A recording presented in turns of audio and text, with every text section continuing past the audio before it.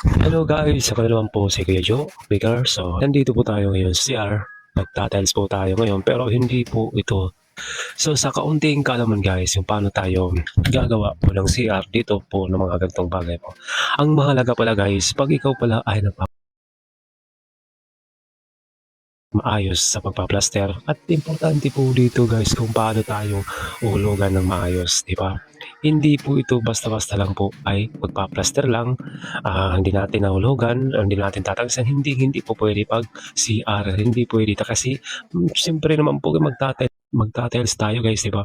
Pag nagka-problema po talaga ang walling at saka yung pag-eskwala, doon tayo magkakaproblema. Doon na talaga lalabas ang problema pag nag-umpisa na tayo sa pagtatiles. Doon ko po talaga nalaman, naka-experience po talaga ko ng ganito.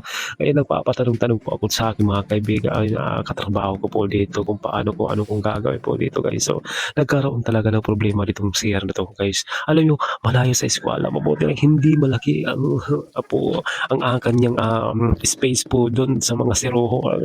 Napakahirap pala talaga guys. Kaya kayo guys, kung bago lang po kayo, sa pagtatiles po, isipin nyo muna guys, kailangan po natin talaga hulugan ng maayos sa mga walling po yan at lagyan ng ating tangsi. Importante po yun kasi para mabilisan yung pagpaplaster at sa pag eskwela, napakahalaga pala yung talaga guys. Eskwelahan muna natin para alam mo naman natin kasi para hindi po adhesive po natin, para hindi po malaki ang kain ng adhesive po yan kasi manipis talaga ang paggagamit ng adhesive pag huling. Hindi po kailangan po ng makapal yung natin adhesive.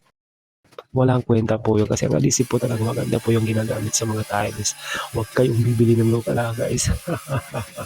Diba? At least po kayo dito guys, meron po kayong natutunan, diba? So dito naman po tayo sa waterproofing guys, mapapansin nyo, ang waterproofing po ay isang kulay po gray po, napakaganda po itong materialis ng waterproofing na system. Hindi ba, tingnan mo guys, nakababad na sa tubig po yan. O ganito talaga ang paggagawa kasi nasa second floor po kami. Kailangan talaga yan i-testing po natin pagkatapos ng waterproofing. Testingin natin ng maayos at tingnan ng mabuti ito guys, di ba? Para po maganda po ang kalalabasan po, para wala talagang problema ang pag-waterproofing, di ba guys? So mapapansin nyo, napakaganda po guys. Alam mo yung ang system po nito guys, maganda po ito sa labas din. At hindi mo lang kailangan ng pintura. Diba? Ito, may kulay na po yan. O, green na green ang kulay na sista. Diba guys?